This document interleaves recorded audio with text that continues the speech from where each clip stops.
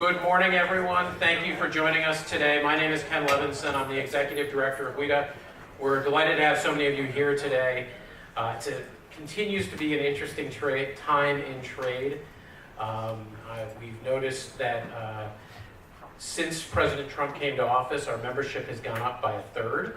So it's been good for WIDA's business. I know a lot of American companies are very curious about what's going to happen with our trade agenda with China, with USMCA. Hopefully we'll be able to shed some light on that with a focus today, of course, on China. Thanks again to all of you for being here. For those of you who are new to WIDA, we're the membership association for the international trade community with members from the US government, Congress, administration, from the private sector, from embassies, academics, and of course, the press. So we're very pleased to have this fantastic panel here today to talk about what's happening in the US-China trade relationship. A lot of businesses, of course, are very interested in what's happening. There have been a lot of concerns about what's been happening with the tariffs, but they're also hoping, since we've gone down this road, that we get a good result. So we'll be having this conversation now. Upcoming at WIDA, we hope you'll join us at our upcoming events. We're going to be talking about digital trade and the WTO e-commerce initiative on May 9th. And on May 16th, we'll be looking at Exim Bank and the reauthorization of that, and export financing and what that means for U.S. businesses. With that, I'm going to turn it over to our moderator today, Michael Smart. Michael's a WIDA board member. We're very grateful to him for all his support for the work of WIDA and for what he's done with the trade community. Michael? Thank you, Ken. Thanks to all of you for being here this morning. Thanks to our panel. It's really a terrific lineup. Let me just give a very brief introduction. Anna Swanson writes on international trade and international economics for the New York Times. I did that as well for the Washington Post, but relevant to today's topic, earlier was the editor-in-chief of the China Economic Review based in Shanghai. James Politi is the world trade editor for the Financial Times. He was previously the bureau chief in Rome, also for the FT, and before that covered these same issues of trade and international economics. Bob Davis is a senior editor at the Wall Street Journal, where he now focuses on U.S.-China relations. Importantly, he reported on the Chinese economy from Beijing from 2011 to 2014. And lastly, Adam Behsudi, trade reporter for Politico of morning trade fame. In addition to covering China, has done a lot on U.S.-Japan, TPP, and before that, the big battle in 2015 over the Trade Promotion Authority. So a really good lineup here to talk to us about the current state of the U.S.-China negotiations. Let me just briefly set the stage by saying U.S. and China have been negotiating more or less continuously since January. Ambassador Lighthizer and the U.S. delegation are scheduled to be in Beijing next week, followed by a return trip from Liu He and his colleagues on May 8th to Washington. I thought we'd start by discussing briefly the major elements of the negotiation, and then we can move from there into a more general discussion on where you see these talks going. So we'll define those four elements as structural reform, IPR, subsidies, tech transfer, treatment of SOEs, etc. Commitments by China to purchase additional U.S. goods, the timing of rollback of tariffs by the U.S. and China, and then lastly, enforcement. How will the agreement be enforced by both sides? So let me start with Adam. Adam, you wrote a piece last month about China's new foreign investment law that addresses many of the structural issues. But a lot of questions were raised about whether that will in fact improve conditions for U.S. investors on the ground. In your coverage of the negotiations, how do you see these structural issues shaping up? Where should we expect to see progress? What are the most difficult issues?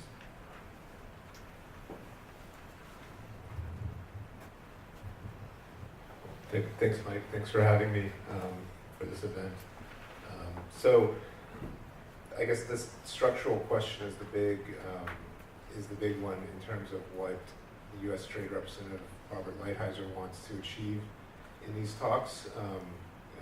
That's the core of the Section 301 investigation is China's forced allegations they forced technology transfer and steal IP. And that's really at the core of this whole fight, is trying to resolve those issues. So there's a lot of pressure on this administration to deliver a deal that has some outcome in terms of implementing a deal that gets China to improve those issues in terms of how U.S. businesses operate there. So to that end, I think China is trying, at least publicly, to show that they're addressing the issue. And they recently concluded their national legislature, the Party Congress meeting, where they fast-tracked the approval of this foreign investment law. And that contains in it commitments in which they would prohibit forced technology transfer. So when companies form joint ventures, I guess the complaint is that they are forced to hand over technology as part of that enterprise. China claims that that's more of a voluntary thing that U.S. companies do to do business in there.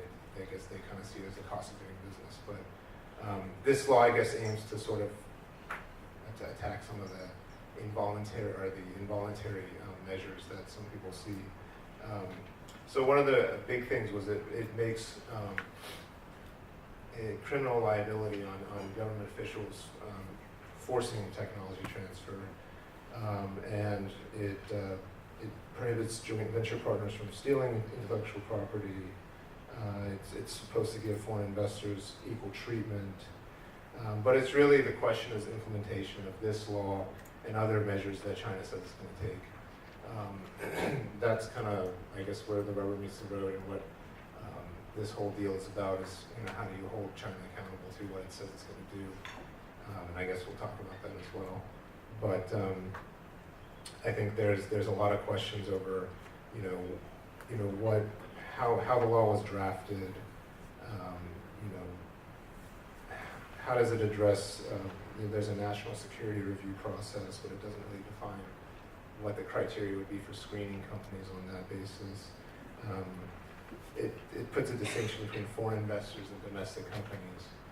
So there's really a lot of loopholes and sort of caveats about how this could be implemented in a way that would actually protect U.S. companies. So still a lot of question marks, and implementation and enforcement of that law and others, I think, are going to be a real test for China in this deal. Great, thank you. Anna, you wrote recently about the U.S. seeking commitments from China to increase purchases of U.S. goods. Explain to us how that fits into the overall negotiation, and maybe explain some of what you did in your piece about some of the contradictions and maybe unintended consequences from pursuing these types of commitments, and whether you see it being feasible for the U.S. to actually fulfill them if the targets are agreed. Yeah, thank you for having me. It seems pretty clear at this point that any deal will involve a very high dollar value of purchases, Chinese purchases of American goods, including things like soybeans, natural gas, airplanes, other agricultural products, and mostly commodities, I think, are the items that have been discussed that are on the list. However, there are some reasons to be skeptical about the large dollar figures that we've heard U.S. officials discuss, including Secretary Mnuchin at one point in a televised interview, I believe, mentioned there were discussions of over $1 trillion of purchases, which is, a truly massive number here. These purchases are important for the administration because they accomplish several goals. One, the president's focus on reducing the bilateral trade deficit between the U.S. and China.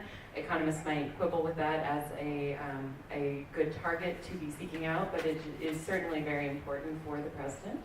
And then also to help reassure and help some constituencies that have been hurt hard by the trade war, notably farmers who are suffering from retaliatory tariffs from China, but also Canada, Mexico, Europe, and elsewhere.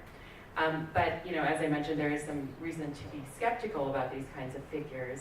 But first of all, just figuring out, whether or not the U.S. economy has the productive capacity to produce an extra, hundreds of billions of dollars of goods to send to China. In an economic sense, the U.S. is already very near full employment. It's questionable, how many extra goods and services we can actually produce and send over to China. So you might see some repackaging of purchases that would already be made in any case, maybe some pulling forward of purchases that could be made in subsequent years, or commitments being routed, instead of going through third countries, being brought into China. So you may have allies like Canada or Australia or countries in Southeast Asia selling less, but instead having those purchases go from the US to China. Even if those purchases do happen, I think there is a basic sort of contradiction that you're talking about, that you mentioned here, between one of the major goals that the Trump administration had in launching this negotiation, which Adam has mentioned here, which is encouraging China to be a more market-oriented economy. And that is, kind of nominally the whole reason for launching this negotiation. But when China decides to make these purchases, many of them will happen through state-owned enterprises. And so, many people I spoke to brought up the issue of, are these purchases therefore reinforcing the role of the state rather than working toward that goal of making China a more market-oriented economy? Some of these purchases, like in the agricultural sector or the energy sector, will happen through state-owned enterprises. In other sectors that are more private, for example, if you look at the example of semiconductors, which Bob has written about, it could lead to setting up more of a kind of quota system that companies fear could end up being used against them in subsequent years. People in industry have observed to me, if China can order these purchases, they can order them to be turned off. So will this turn into actually a source of leverage that China would hold over the United States? So there are some very clear, pluses and minuses. Obviously, these purchases would be welcomed in the Midwest and agricultural communities, energy producers, and President Trump is obviously very focused on them to reduce the trade deficit. And to have this kind of eye-catching dollar figure that makes his trade deal seem like a win, but there is a very basic contradiction with some of the other very important structural reforms that the United States is pushing China to undertake.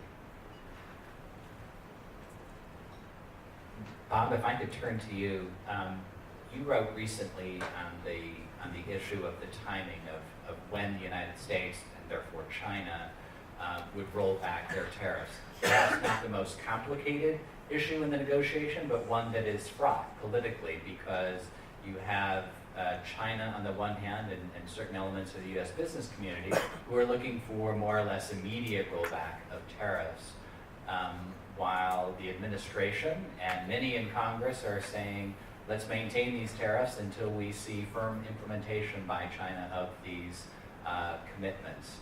How do you see this issue being addressed in the negotiation, and can they find compromise? Thank you. So I think the way to think about this is think about it from the Chinese perspective. What does China get out of this deal? I mean, what? They get the U.S., off their back. That's a big deal. But their essential goal is to get the tariffs rolled back. That's what they get out of it. China, whatever concessions they're going to make, the U.S. isn't going to make anything that is comparable. So it is their goal. There's their number one goal. From the U.S. perspective, you think about the way the tariffs were imposed. The first $50 billion in tariffs were supposed to be the equivalent of, or to compensate the U.S. for forced technology transfer that's been discussed. And then the rest was basically Trump being pissed off. You know, the Chinese retaliated, and it's like, nope, we're going to put $200 billion more. No, we're going to put $250 billion on it. So there was no particular economic rationale for it. It was pure pressure tactics.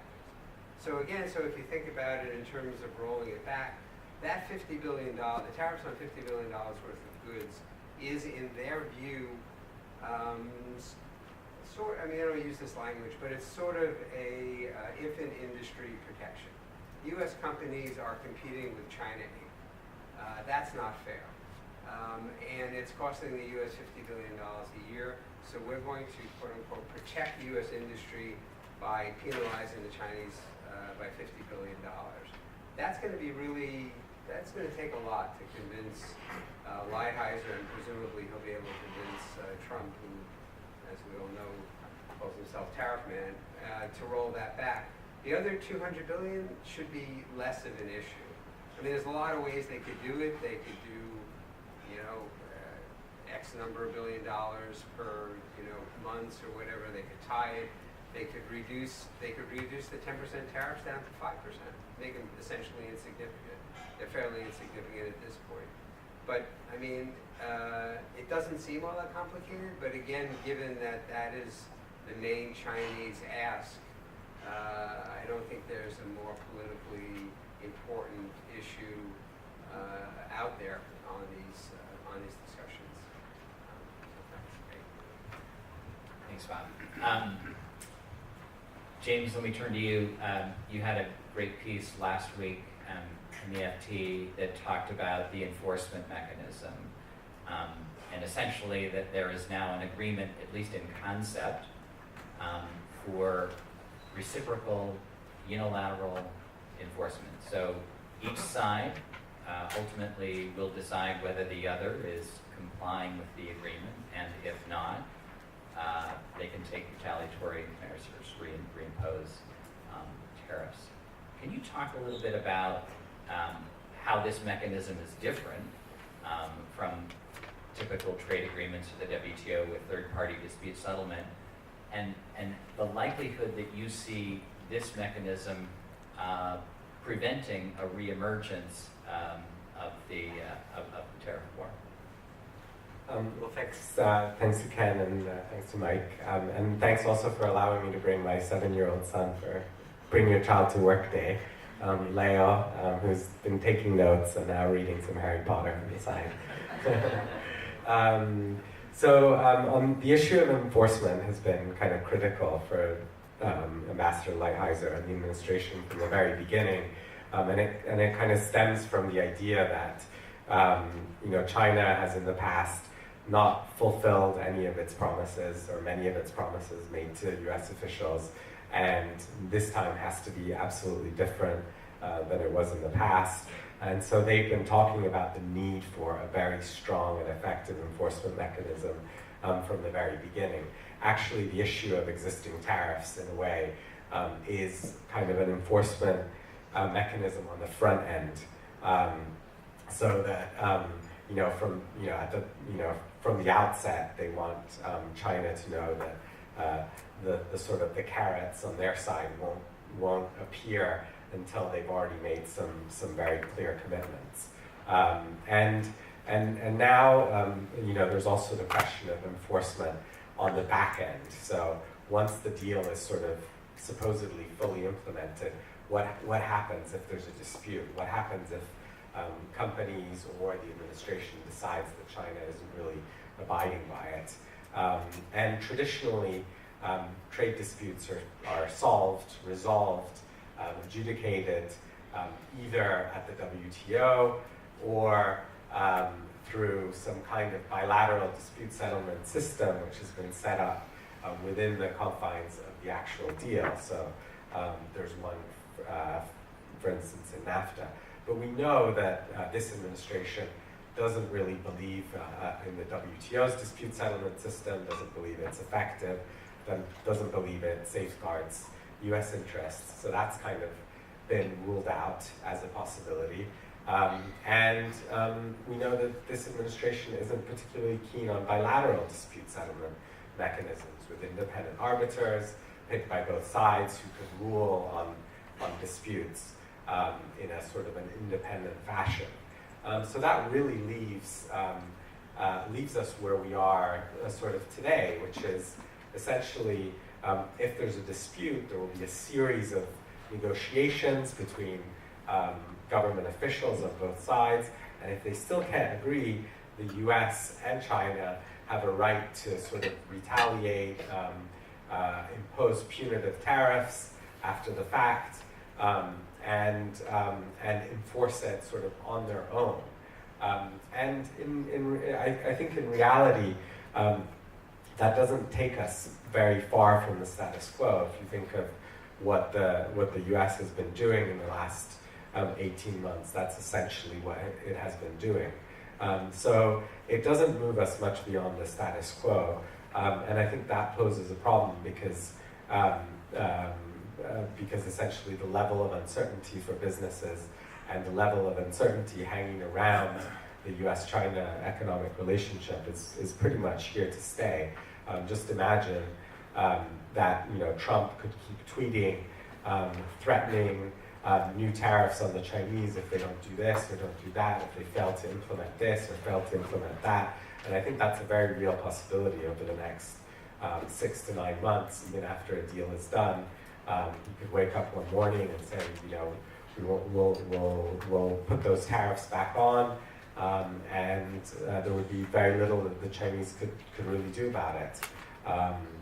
Clearly, the Chinese, the US had initially insisted on China foregoing its right to retaliation with its own tariffs or at the WTO, but that seems like sort of a bridge too far for Beijing, and so it looks like the enforcement mechanism, if Mnuchin is right, because he sort of outlined the possibility that it would in fact be a reciprocal enforcement mechanism, that really doesn't take us sort of much further than the status quo in terms of enforcement.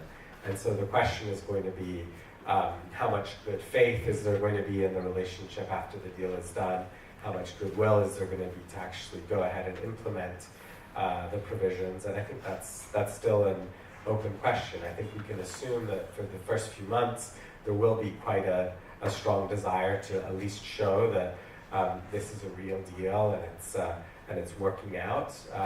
But after that, it's very hard to judge what will happen. Great, thanks. Okay, so we kind of got the issues on the table: structural reform, Chinese purchases, tariff rollback, enforcement. Now, if I could put just a general question of how you see the talks playing out over the next 4 to 6 weeks. What is the likelihood that the parties will reach agreement? How motivated are they to reach agreement? What do you think the 2 or 3 most difficult issues are that have to be resolved?